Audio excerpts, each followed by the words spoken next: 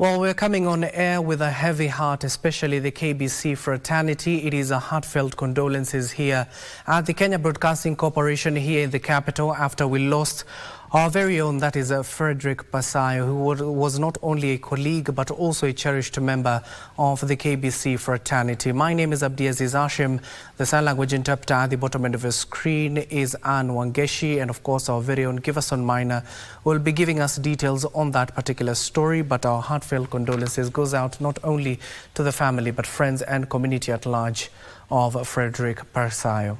And we start off with another story where the Community Aid Transformation Alliance Group in Homa Bay County have noted that efforts to address sexual and gender-based violence in the county are facing significant setbacks due to the persistence of kangaroo courts which continue to obstruct justice for victims.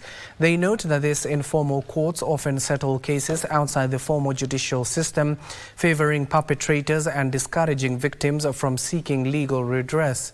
In response to address the issue, Community Aid Transformation Alliance Group Program Coordinator, that is Basra Dahir, highlighted that the organization is focusing on creating awareness and engaging communities to challenge harmful cultural norms that prevent SGBV victims from seeking justice.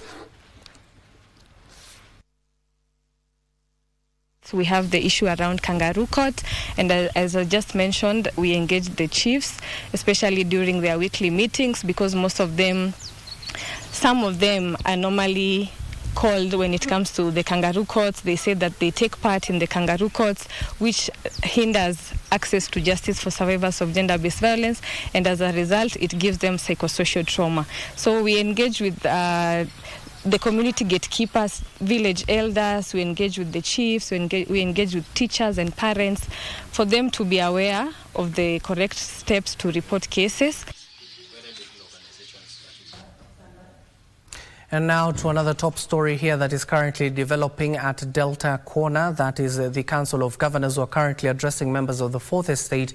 Let's listen in to what demands are the governors giving to the Exchequer.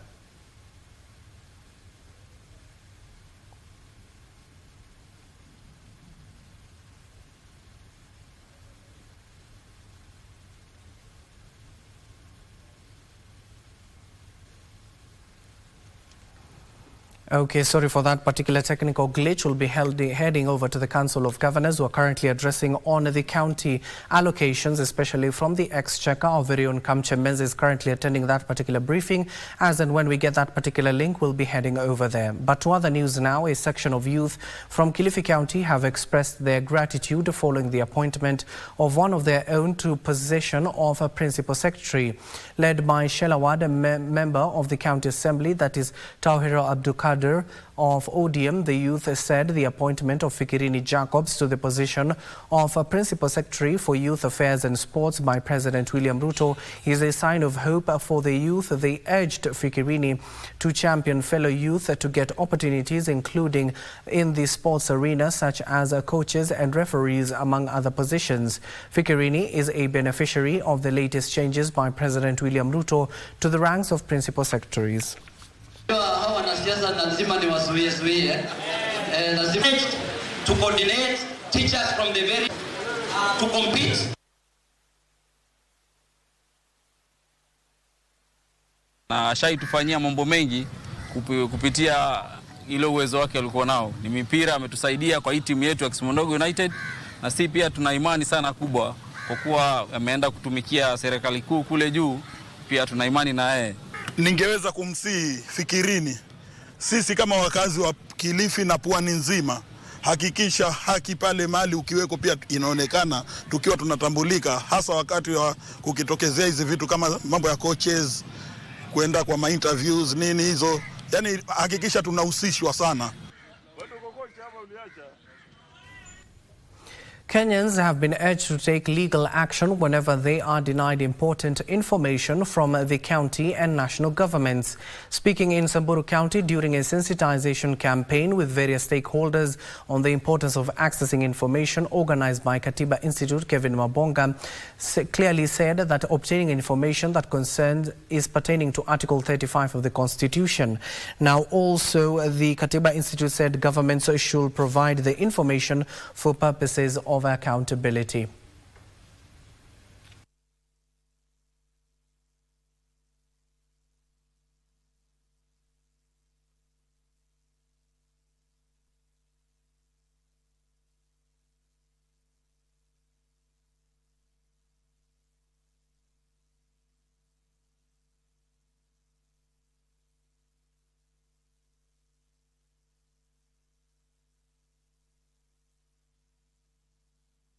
Kuwahimiza serikali kuu na the county government kufuatilia yale ambayo yako kwa the Access to Information Act 2016 na kile ambacho sheria inasema iwapatie wananchi ambao wana serve the information they need, ambayo pia itawasaidia in the development of the various areas they serve.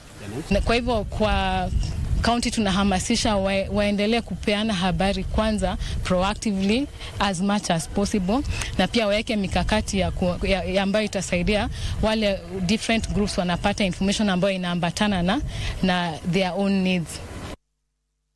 International non-profit organization is advocating for the use of bicycles as a sustainable and efficient means of transport to combat mobility poverty.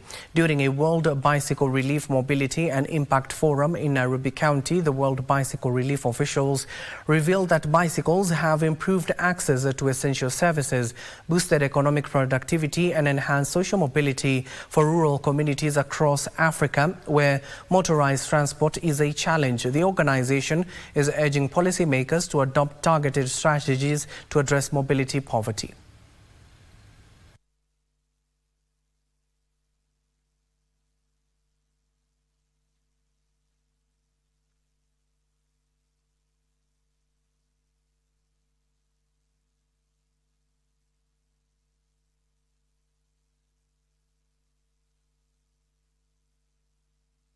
Bicycles and sustainable transportation can help bridge that gap for those barriers.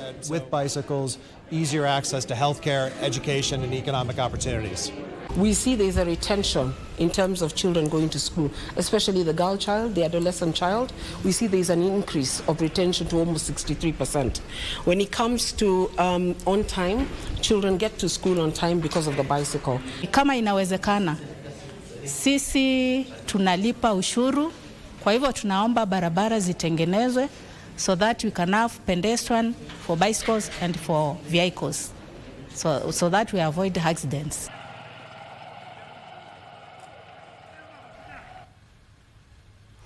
Kenyans have been cautioned against sharing their personal information with unknown individuals. Their data is being exploited to commit crimes and fraud which can land them in serious legal trouble. This was the core message of a recent sensitization campaign held in Samburu County aimed at educating residents on the significance of protecting and preserving their personal information. Key stakeholders, including government officials from a western region, attended the event to help raise awareness among the local community. Embu West Deputy County Commissioner Jane Waruingi, who officially opened the forum, urged residents to exercise caution when sharing personal information. She stressed the need to avoid oversharing their information on social media platforms, which can lead to exposure and vulnerability. Mtu yote ambaye anakuja kuchukua information yako, ni lazima umwambie aweze kujitambulisha yeye ni nani, anafanya na huduma gani, na ni kwa nini anachukua information. Data Commissioner Immaculate Kasait, in a press statement, urged those who have fallen victim to data theft to file complaints with the office to ensure the concerns are addressed. Residents at the event praised the initiative, calling it an eye-opener that provided essential knowledge on how to handle personal data responsibly.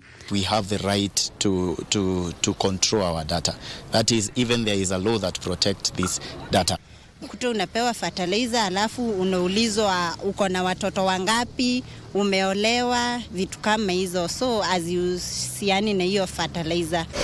Samburu West Deputy County Commissioner Titus Omanyi commended the campaign and reiterated the importance of vigilance regarding personal information. Tungependa wananchi wajihadhari vile wanapeana data yao, na hata leo wameshomeshwa vile wanaweza wasilisha complaint kuhusu abuse ya data yao. Local leaders and residents express gratitude for the lessons learned. Kila mtu aweka ID yake mahali kabisa, uficha na uweke simu yako vizuri, sababu watapeli wako. Mariambo reporting for the Lunchtime News. The Council of Governors has yet again faulted the national government over what it terms as deliberate efforts to kill devolution. According to the COG, the counties seen a reduction in the allocation of 38.4 billion that has been moved to the national government. Addressing the media, COG Vice Chair Mutahi Kahiga said the deductions will paralyze county operations as many functions are devolved. Kahiga also announced that some counties have not received any monies from the Exchequer from January 2025 as the equitable share runs to 78.03 billion in arrears, further suppressing essential services. They have now threatened to shut down counties in 14 days if the division is not reversed. This is deep concern and unequivocal condemnation of the arbitrary diversion of development partners' conditional grants due to county governments in the consideration and passage of the county government's Additional Allocation Bill 2025. This blatant act is yet another attempt to systematically cripple service delivery across the 47 county governments, an affront to the devolution agenda as enshrined in the Constitution of Kenya 2010. From this deduction, county governments will lose a whopping Kenya shillings 38.4 billion of the additional allocations, of which Kenya shillings 24 billion are conditional grants from donors to support critical county projects in healthcare, agriculture, fisheries, water, roads, slum upgrading and infrastructure development.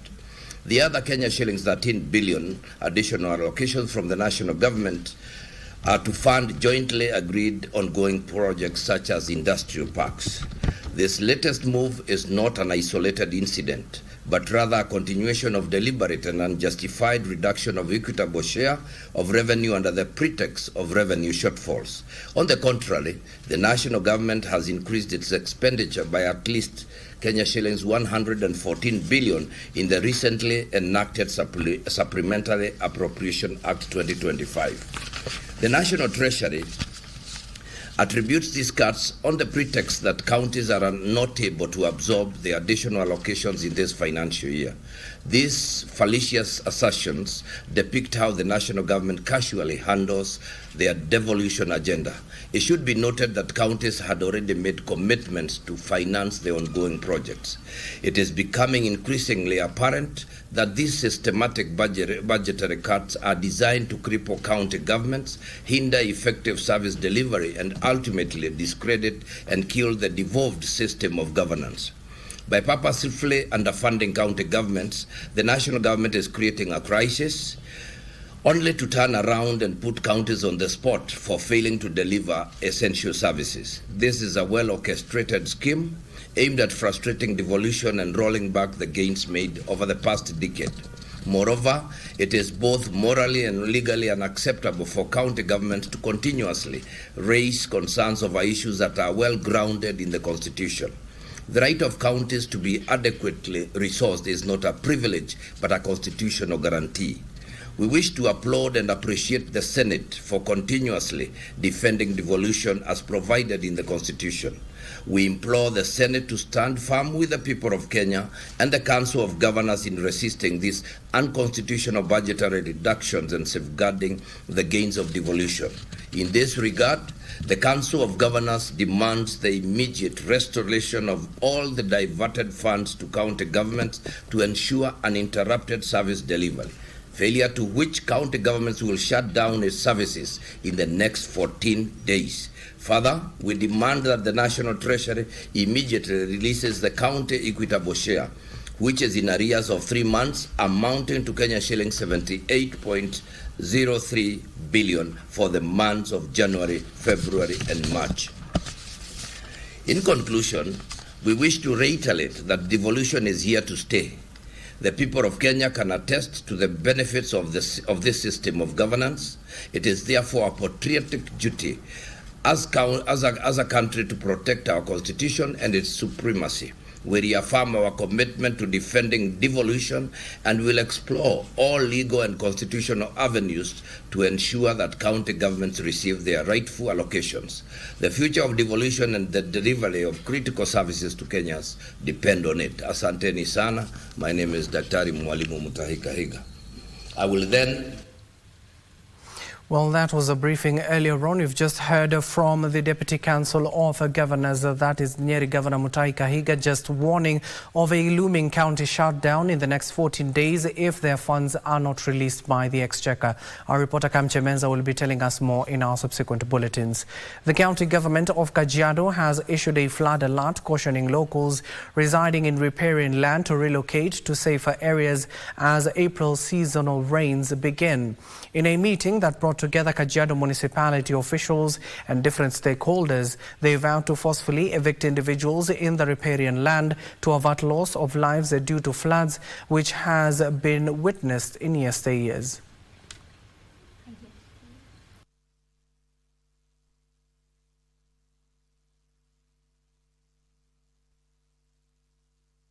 Ningependa kutoa tahadhari kabisa.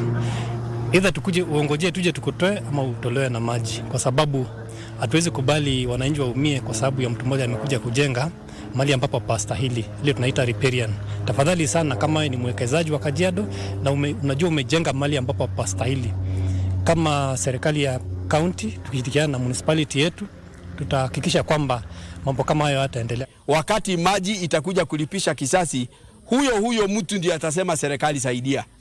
Na yeye mwenyewe ndio alisimama katika barabara ya maji. The approval of construction, the approval of any buildings to be put up has now been delegated to the municipality, so it brings the services closer.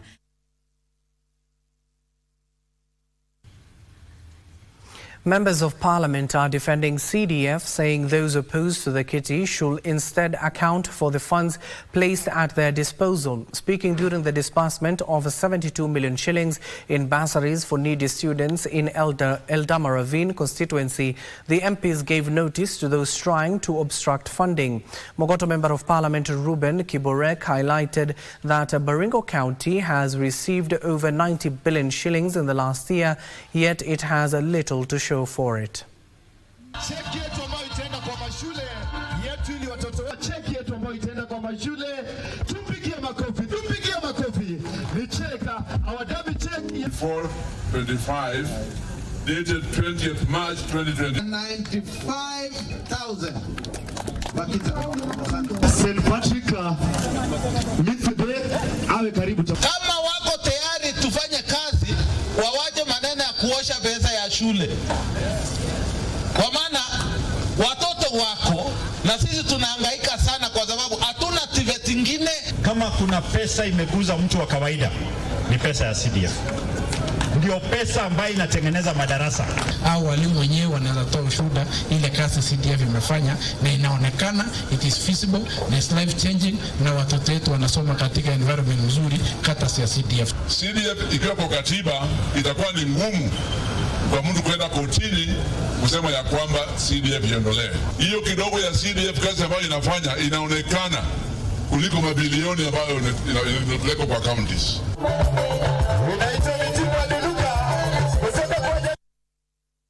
Now, Nakuru Business District was brought to a standstill for the better part of Thursday morning as hundreds of residents decried an increase in road accidents and forced disappearances. And also, this is as residents of Ruiru protested a plan to set up a concrete mixing plant in the area during a public participation exercise. Accusing police of failing to act decisively in taming road carnage along the Nakuru-Eldoret highway and youth abductions. Additionally, they hinted at the possible complicity of the police in the disappearance of Brian Odhiambo. Wananchi wetu wanakufa kupitia kwa ajali za barabara.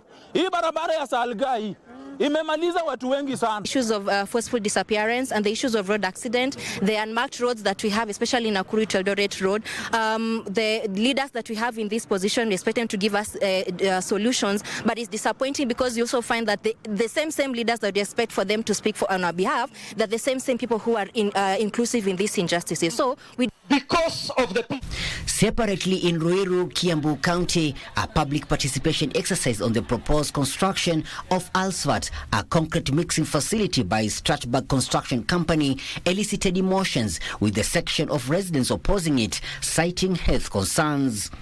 To locate such plants, asphalt concrete plants, should be minimum 1 kilometer from here, the residential area.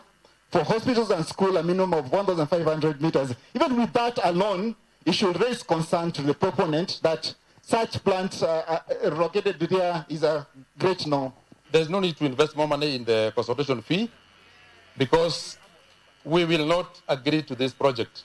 And I believe most of us here agree that we oppose this project in totality, and we are advising you to relocate it to a more appropriate site. Elsewhere, Kericho County government has launched a survey for over 1,000 acres of land at Jelimo in the outskirts of Kericho town, earmarked for the town expansion.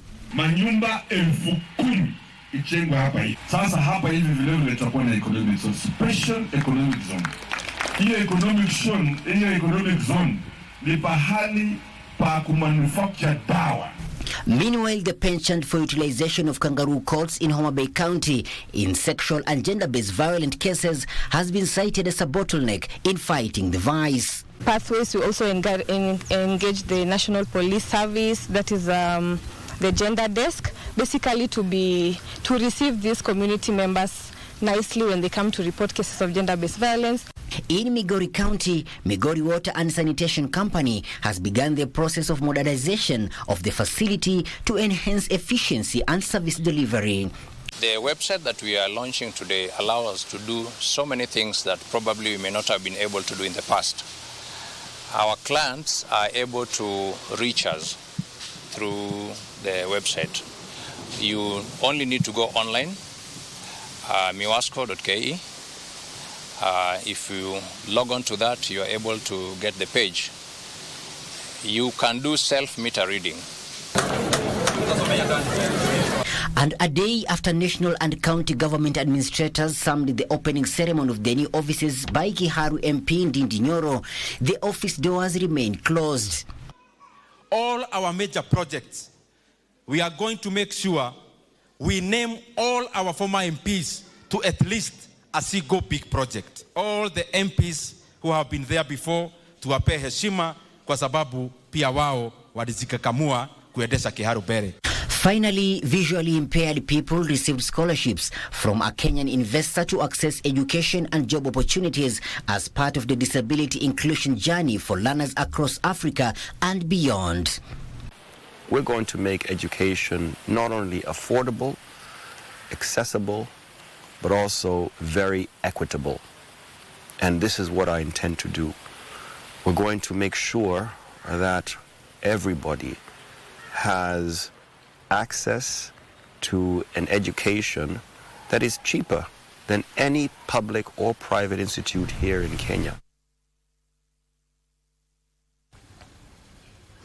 Elsewhere, people living with a disability in Kisumu County are decrying what they call exclusion from leadership opportunities as well as appointments in public service both at the county and national levels, saying they equally deserve a chance to lead. Addressing journalists in Kisumu this morning, the differently abled Kenyans lamented that they have for a long time now been overlooked in appointments in both levels of the government. They are at the same time calling for favorable political inclusion policies.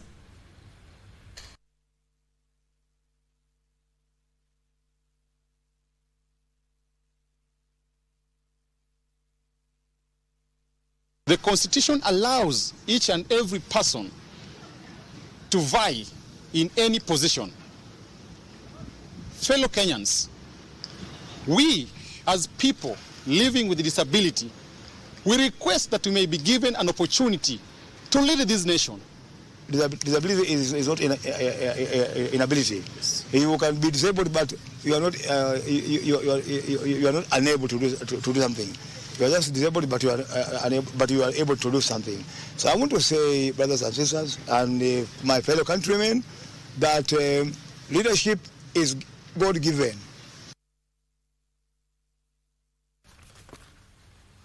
Former Meru Governor Kiraitu Murungi, now serving as the Chief Happiness Officer for the Happiness Society of Kenya, is urging citizens to embrace positivity. Speaking during an event to celebrate World Happiness Day, Kiraitu Murungi urged people that despite current economic pressures, Kenyans are far much better off than they were years ago, especially with freedom of expression. He added that happiness is a choice, since one might have everything and still be unhappy.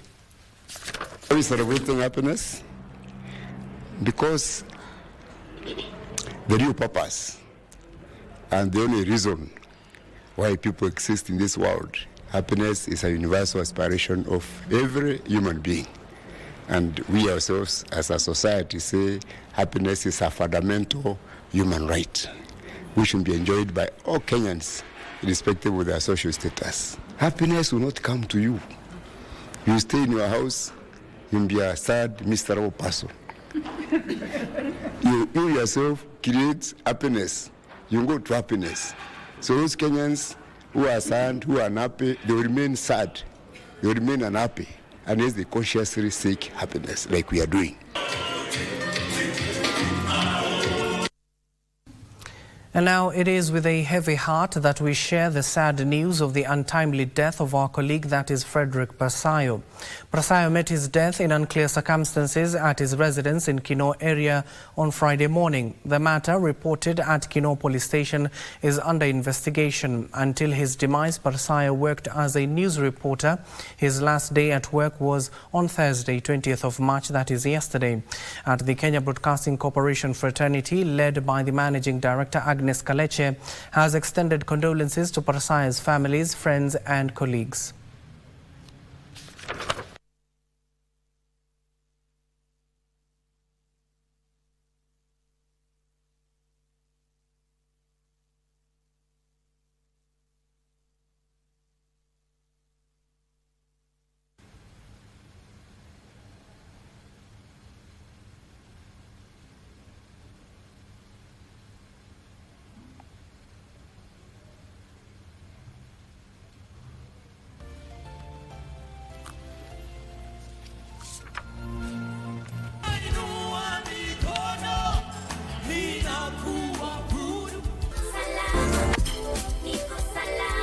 She ran from the well with rivers of living waters gushing out of her belly. She ran back to the well with a multitude. Come and see the man. Realities of business, poetry, and how to navigate through life, even in the city and also in the urban settings of the city. The reason people are out there in the clubs and doing all kinds of things is because they're trying to fill the void that is God's space. And until you find him and let him take his rightful position in your life, you will keep searching.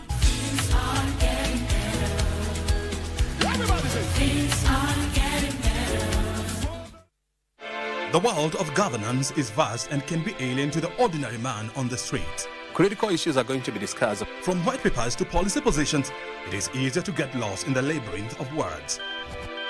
Inside Government takes you to key global metropolis, where critical decisions are made and where policies are crafted. We interview policymakers and senior government officials to highlight and enumerate government policies and projects. We take a deep dive into the underbelly of complex red tape to demystify policies across the country, across the world. Join me, O'Brien Kimani, on Inside Government, only on KBC Channel 1.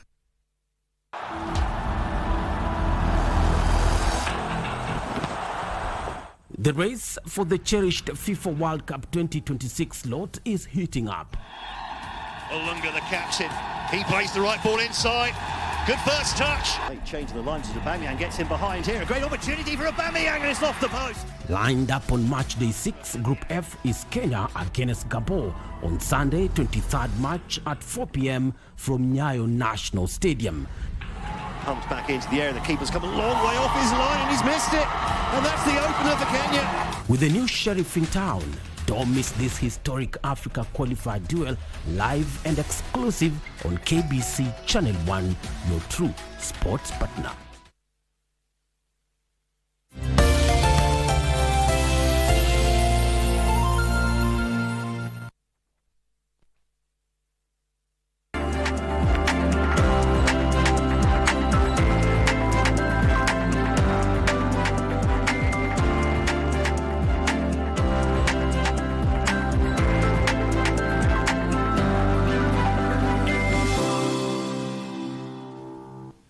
Welcome back and welcome to the world of business. The rapid evolution of Kenya's tech sector, fueled by innovation and government investment, has positioned Kenya as a digital leader. However, the underrepresentation of women remains a significant imbalance.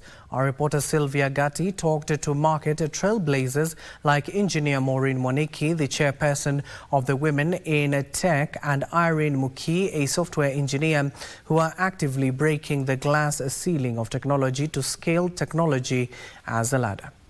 The technology industry has for decades been a male-dominated space, with women making up 3 out of 10 people working in the technology industry globally.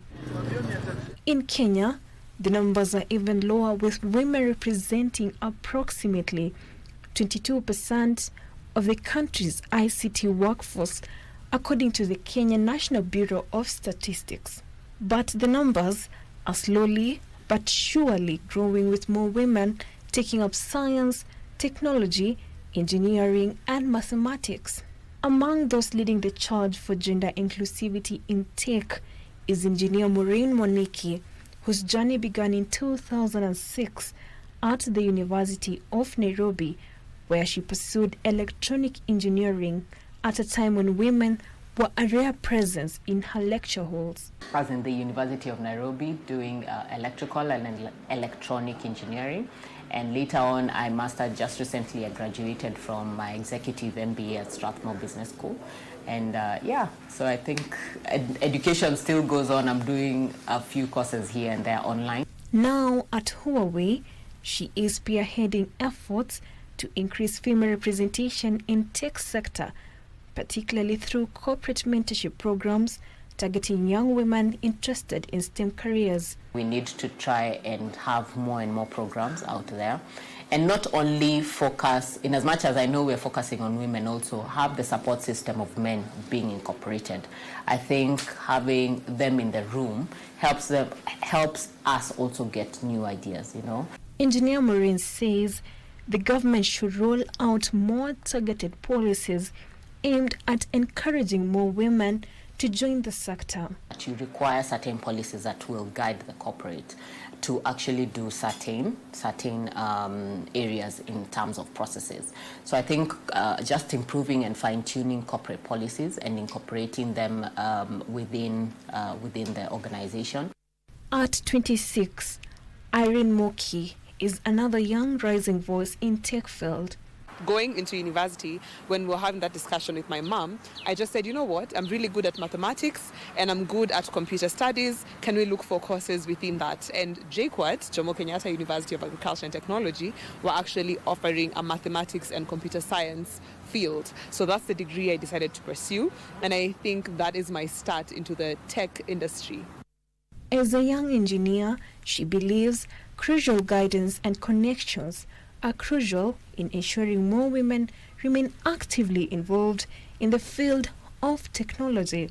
Women in tech are breaking barriers, innovating and leading change. Despite the many challenges, they continue to redefine the industry. Just because the world has tried to define us as something else other than people who can offer something in the corporate space, but I believe women are breaking that stigma or stereotype of them. They're really breaking it to be able to be something where people believe in the value of women and being a full woman. They call for companies to be intentional about including women in leadership and decision-making. So far, the government has partnered with private sector and development agencies to roll out the Kenya Innovation Week and the Kenya Science Award to recognize more young people who are joining the tech industry. But until we hit that corner, Maureen and Moki continue to set the pace and encourage more women to join the tech race. The future of tech is diverse and women are shaping it.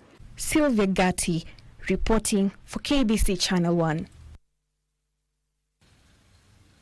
Sylvia, thank you for that report. Elsewhere, a guarantee scheme is being rolled out to entice financial institutions to increase funding for irrigation infrastructure, especially those targeting smallholder farmers, from the current average of 5% of their loan books to 30%. Water and Irrigation Cabinet Secretary Eric Muga says the initiative targets to help more smallholder farmers accessing capital to purchase irrigation equipment and other farm inputs. We are talking about corporate agribusiness.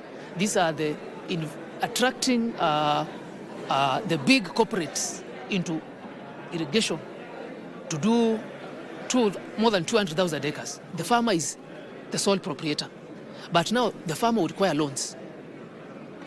50% private party and also government doing the role of capacity building. And when these private parties like Equity come in, they train the farmers. First of all, they also ensure that farmers have modern technology, access to modern technology and modern farming practices.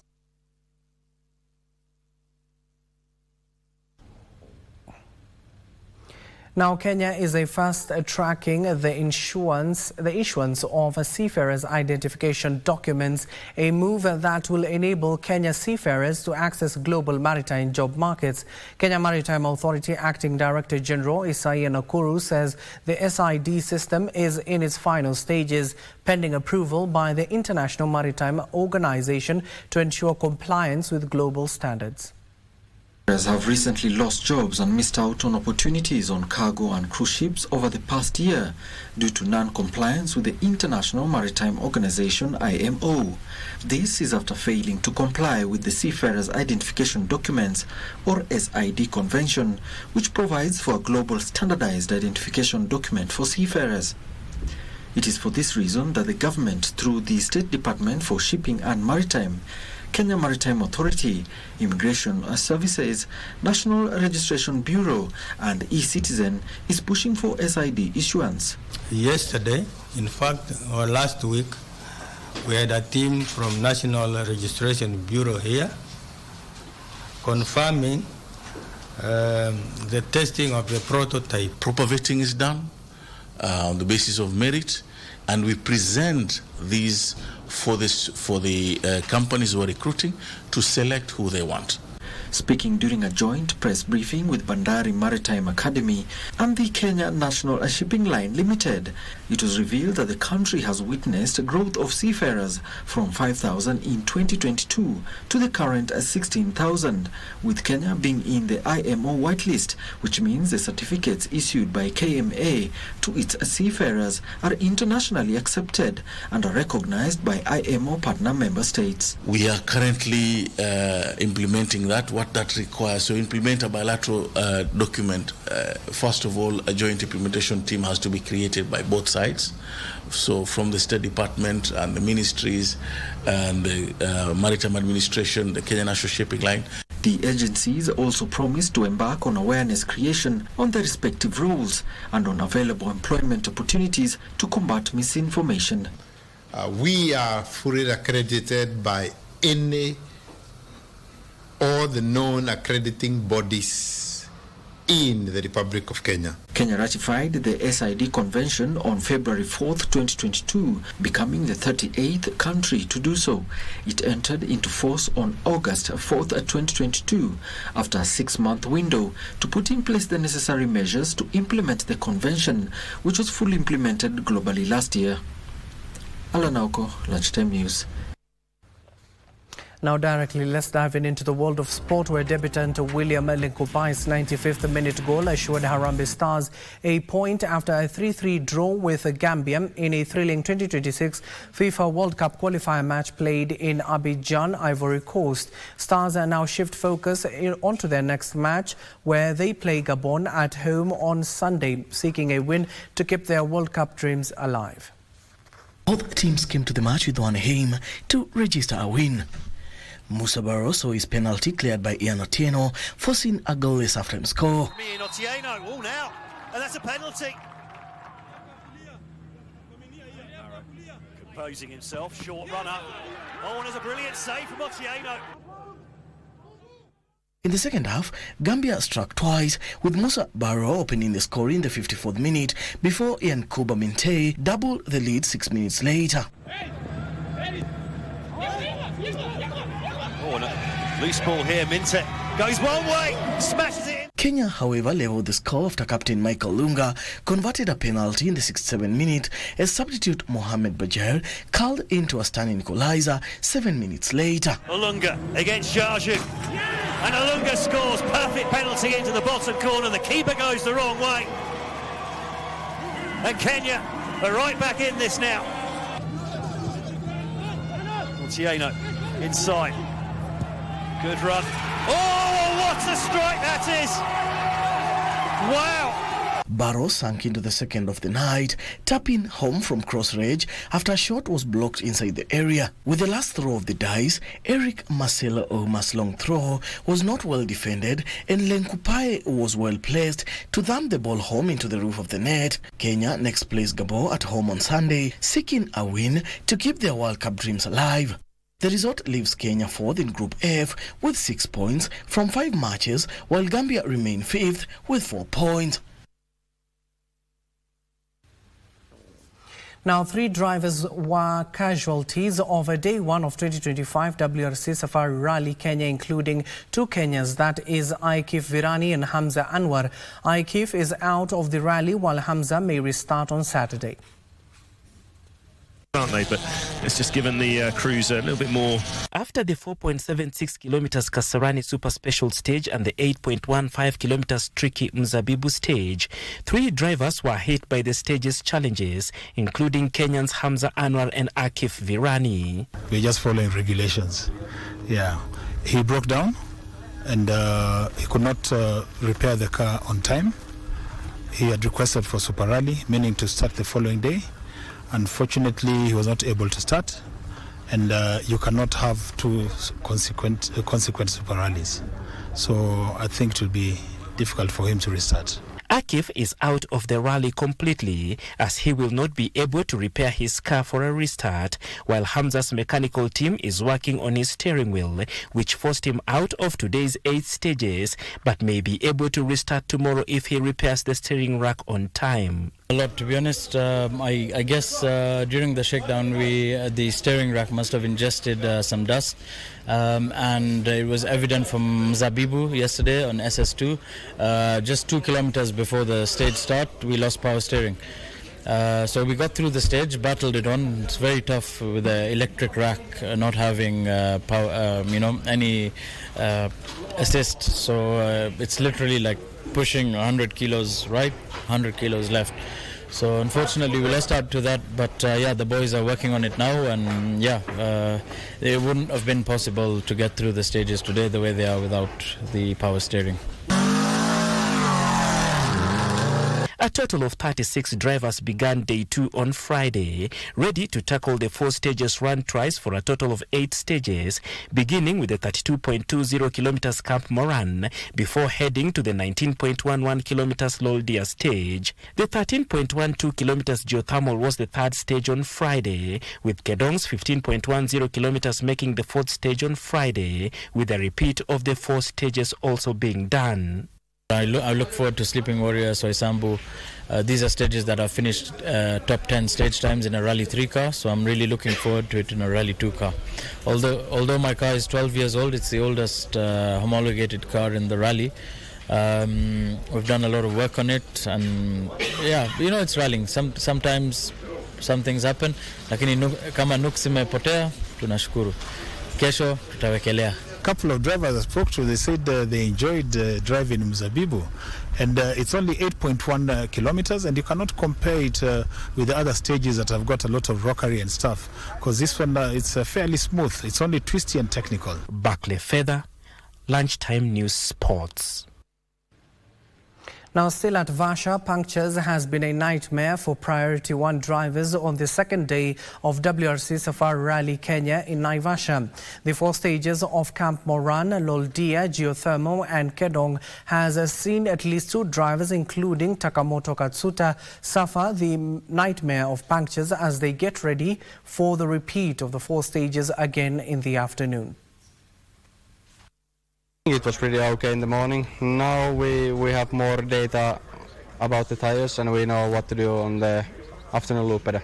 We had clean stages, especially the second one, I would say, had most muddy or slippy places, but let's say all of them were still quite rough as expected, and for us still a smooth morning. Obviously very disappointed to kick off the rally with 1 minute 20 behind the leaders straight away. Mostly big time penalty for leaving late in service to fix the car, but everybody did what they could, and we climbed back P4, so not a bad morning, but 2 punctures cost us a bit time. We are quite behind, so let's see how it's going the next group, and then especially fast one. Things can happen in there, so try to be steady and let's see how it's going. It's a bit difficult to find the motivation sometimes with what happened yesterday, but actually I'm just trying to do my rally, and many things can happen here in Kenya, so maybe we can go back on the top 10 at the end of the rally, so that's the aim. It's a massive challenge as we expected. It's nice to be in the position we're in. We're 5th overall, and amongst the top guys in the world, so it's been a nice morning and a big afternoon ahead.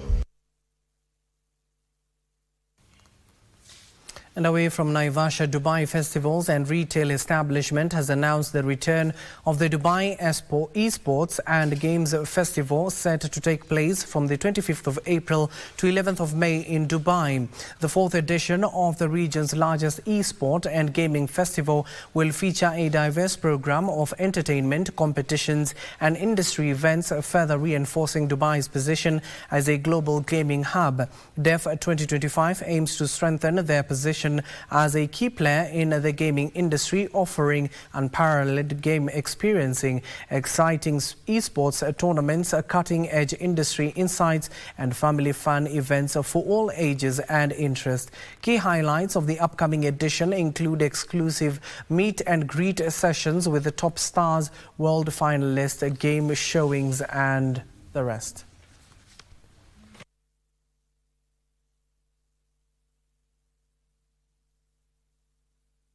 With a heavy heart that we share the sad news of the untimely death of our colleague, that is Frederick Parsayo. Parsayo met his death in unclear circumstances at his residence in Kino area on Friday morning. The matter, reported at Kino police station, is under investigation. Until his demise, Parsayo worked as a news reporter. His last day at work was yesterday on the 20th of March. The Kenya Broadcasting Corporation fraternity, led by the managing director, that is Agnes Kaleche, has extended condolences to Parsayo's families, friends and colleagues. Kenya Broadcasting Corporation fraternity on Friday morning was struck with shocking news of the passing on of Frederick Parsayo, who served as news reporter in the editorial department. Parsayo had reported to work on Thursday. He died under unclear circumstances on Friday in Kino. The incident was reported at Kino police station and is still under investigation. The University of Nairobi graduate began his career at KBC and had worked as a general news reporter for 2 years. The Kenya Broadcasting Corporation, led by Managing Director Agnes Kaleche, has mourned the deceased as a valued member of the newsroom, saying his loss will be deeply felt by those who knew him and worked with him. On behalf of the KBC fraternity, the Managing Director has extended condolences to the family, friends and colleagues of Frederick Parsayo. May his soul rest in eternal peace.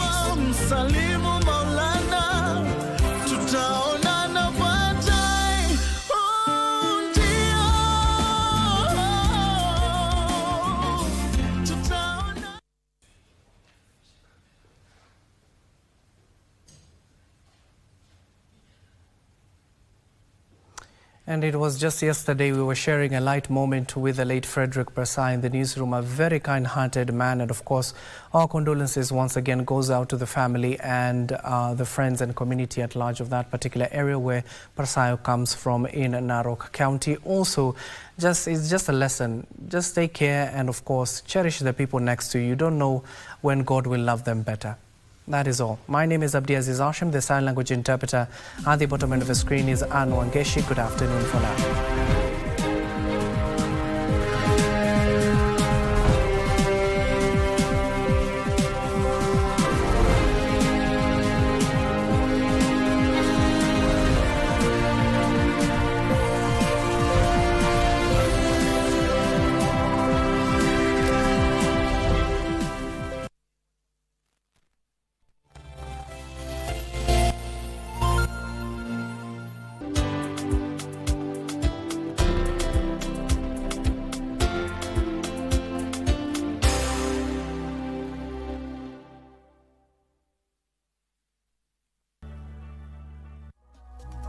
Two cultures. Two religions. Wanaenda msikiti ama wanaenda church? Wanaenda kanisa. One heart, one soul. Tulipatana kama yeye ni msupa. Unajua kitu mzuri ikipita lazima uangalie. Who makes the best dishes? Nisema tu watamvuta tu pole pole wane kama anaweza deliver kwa ni Mkristo. Wewe una plan to convert? Kabisa. Huyo. Badala bibi mpoa sana. He gifted me a precious gift that I treasure till today. Na akaichukua. Wanaosema tutawachana, sidanganyi watangoja sana. Yetu si ya Konde Boy na Kajala.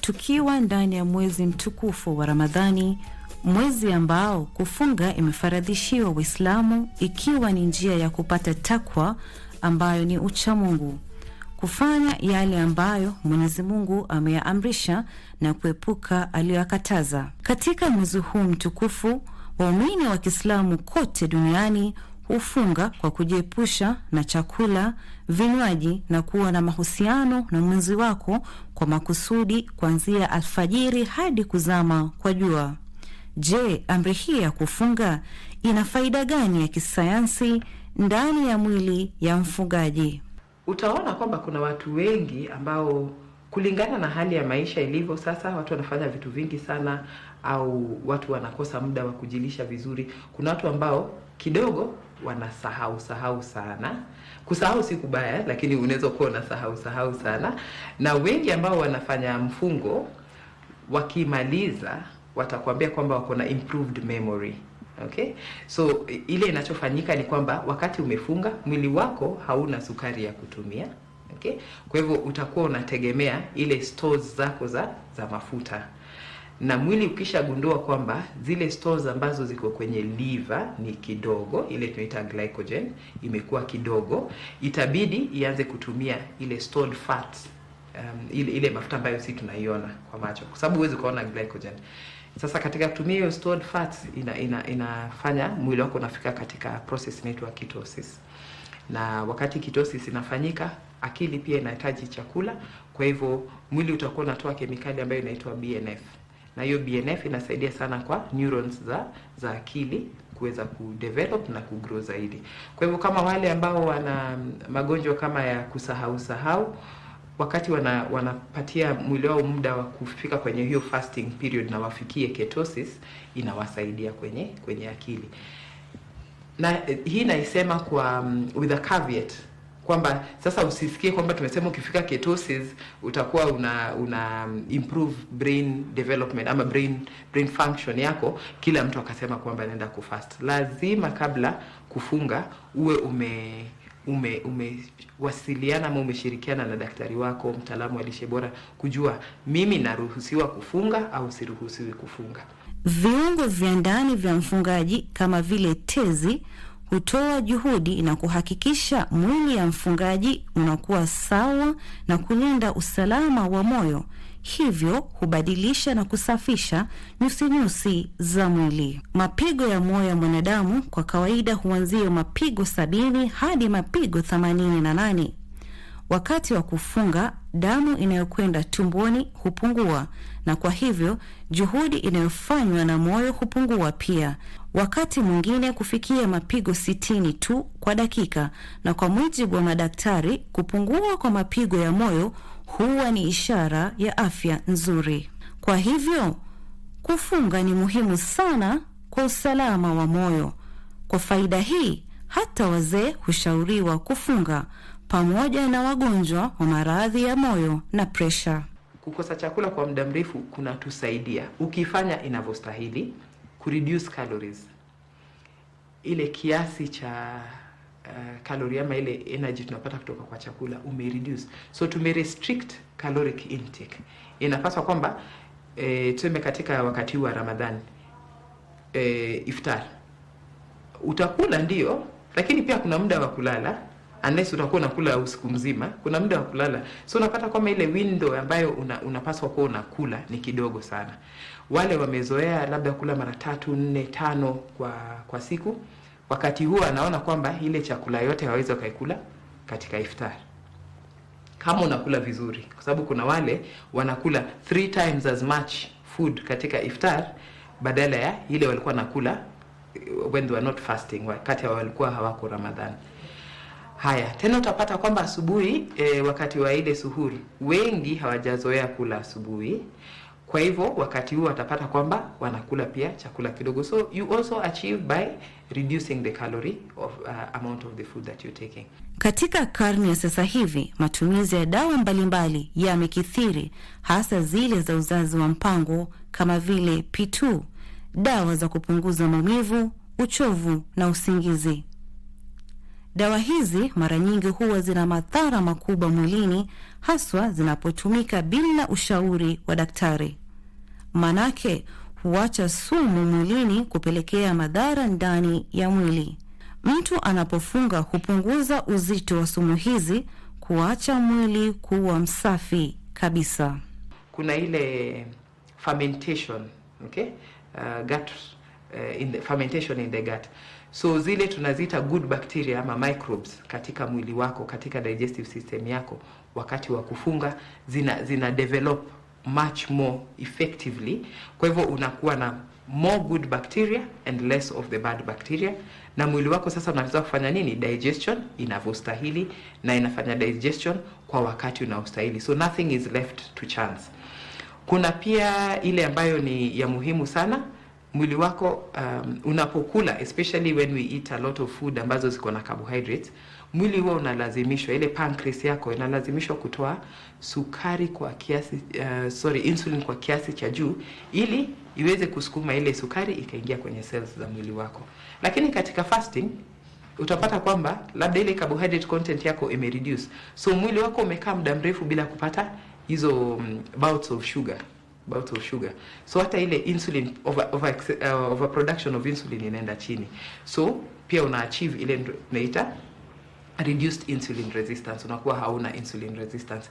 Na ukiangalia kama hauna insulin resistance, then hautakuwa na risk ya kupata diabetes. Pia wakati huo, kwa sababu kumbuka mwili umeenda into ketosis, utaweza kupunguza uzito wa mwili, na katika kupunguza uzito wa mwili ukakuwa kwamba risk zako za kuweza kupata type 2 diabetes imepungua.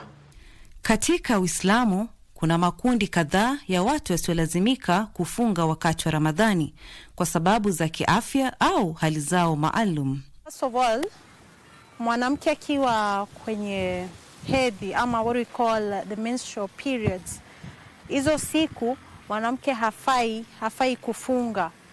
Hiyo amepewa kuwa akae, asifunge, asiswali mpaka siku